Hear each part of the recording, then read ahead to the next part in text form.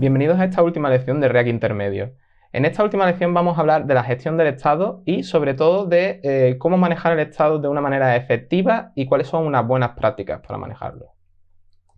Vale, lo principal sobre el estado, sobre la gestión del estado, es que hay una serie de recomendaciones que son las que voy a daros aquí. Sobre todo algunas que están dadas por React y otras que por la propia comunidad de React y por los desarrolladores, y otras que considero simplemente que es necesaria o con las que también estoy de acuerdo con la comunidad.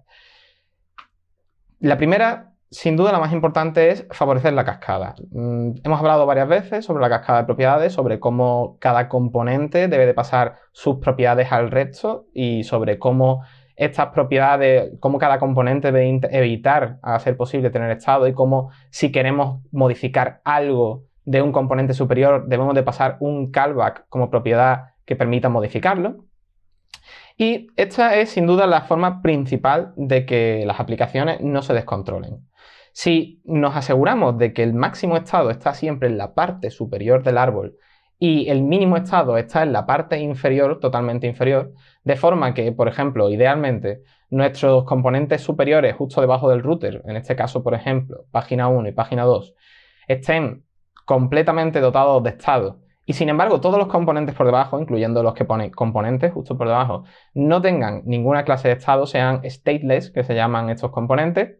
Si nos aseguramos de que eso ocurra así, las posibilidades de fallos o de errores o de problemas que no podamos aislar debido al estado van a ser mucho menores, porque vamos a tener centralizadas en cada página nuestro estado. Que también podríamos pensar que realmente podríamos tenerlo todo centralizado en Redux o en un almacén global y evitaríamos este problema todavía mayor. Pero yo siempre pienso que realmente una solución de centralización está mucho mejor cuando realmente tenemos una necesidad de ella, y si no tenemos una necesidad de ella, siempre es mejor seguir el desarrollo clásico de React. Es decir, simplemente un estado por página, una cascada de propiedades e intentar mantener los componentes lo máximo posible libres de estado. Y si si algún componente tiene que tener estado por debajo de los componentes de las páginas, que este estado sea, a ser posible, independiente del estado de la aplicación. Es decir, por ejemplo, que sea, por ejemplo, un contador interno. Un contador interno para ese componente, evidentemente, es un estado que no depende de la aplicación, solamente es para ese componente y tiene un sentido que esté ahí. Pero aquellas propiedades de estado que sean de la aplicación para su ejecución siempre deberían de estar al más alto nivel posible. Como podemos ver aquí, vemos qué solución puede haber si hay varios componentes, pues simplemente vamos pasando el mismo callback varias veces hacia abajo. Evidentemente esto puede ser problemático e incluso más confuso cuando tenemos mucho anidamiento de componentes.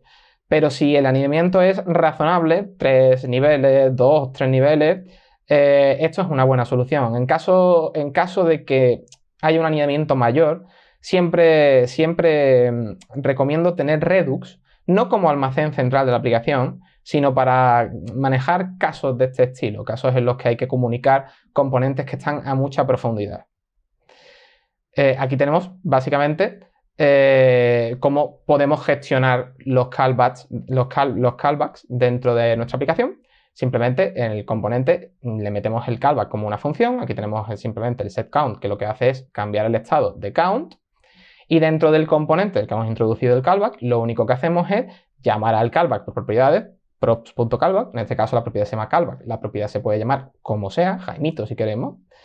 Y utilizando el propio setter como callback, podemos hacer el truco este de coger el estado anterior y sumarle 1. Vale. Otra recomendación adecuada a la hora de mantener la aplicación sencilla y con un estado manejable es mantener los componentes puros. Evidentemente, esto está relacionado con la cascada de propiedades. Porque, ¿qué quiere decir mantener los componentes puros? Quiere decir que los componentes solo dependan de sus propiedades. Es decir, que la renderización de un componente solamente cambie si cambian las propiedades.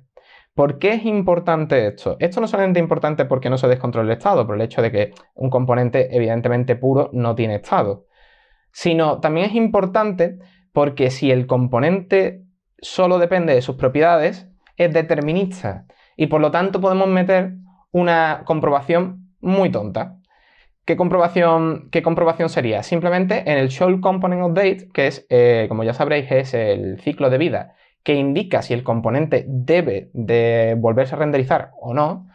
El show component update de los react.component, de los componentes básicos de React, siempre devuelve true. ¿Eso qué significa? Eso significa que los componentes de React siempre se renderizan, tengan o no tengan que renderizarse. La cuestión es que evidentemente esto no es óptimo. No es óptimo porque si nosotros hacemos cualquier cambio, todos los componentes hacia abajo van a volver a renderizarse. Tengan o no tengan que renderizarse, porque el .component, o sea, el component de React, tiene el should component update a true siempre. Y esto está hecho para favorecer el debug. Sin embargo, si heredamos de pure component o hacemos nuestra propia implementación de should component update, si heredamos de pure component tenemos una implementación por defecto de should component update que lo que hace es comprobar si han cambiado las propiedades. ¿Qué significa? Que si nuestro componente es puro y utilizamos pure component, nos aseguramos de que ese componente solo se renderizará cuando cambien sus propiedades. Al renderizarse solo cuando cambian sus propiedades, evidentemente aumentaremos la optimización de la aplicación, porque gastará menos recursos en renderizar esos componentes que claramente no han cambiado. Vale. Ahora aquí volvemos a hablar un poco de lo que hablábamos al principio, ¿no? De la centralización. La centralización, como Redux y tal, no es siempre necesaria. Hay gente que prefiere, hay desarrolladores que prefieren trabajar desde el principio con Redux, lo ven más simple. En muchos casos es bueno. ¿En qué casos es bueno? Si la aplicación es pequeña, controlable, y empezamos de cero con Redux, y vamos metiendo Redux poco a poco, pues posiblemente no tengamos problemas de descontrol. También tenéis que entender que, evidentemente, meter Redux por encima del router, por encima de nuestra aplicación, va a producir una sobredimensión de nuestro proyecto, va a hacer que nuestro proyecto sea mayor.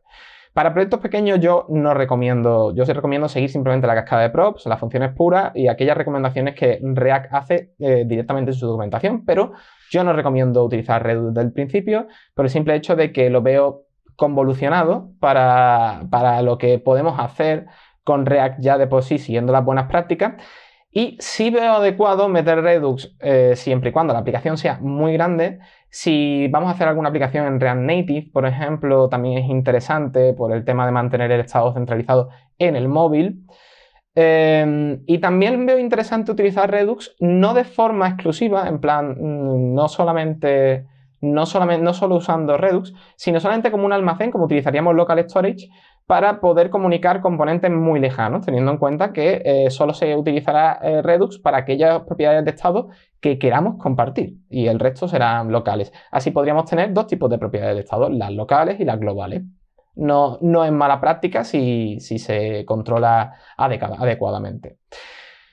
Para resumir esta lección, simplemente pues recordad que hay que favorecer la cascada, hay que seguir la cascada de propiedades lo máximo posible y evitar todos los componentes stateful al 100%, intentar que los componentes tengan el mínimo de estado posible, que además estos componentes, a ser posible, sean puros, es decir, su renderización solo dependa de sus propiedades, es decir, no tengan estado ni tengan ningún tipo de otro efecto secundario, como cosas que dependan del tiempo, que evidentemente eso lo haría no puro.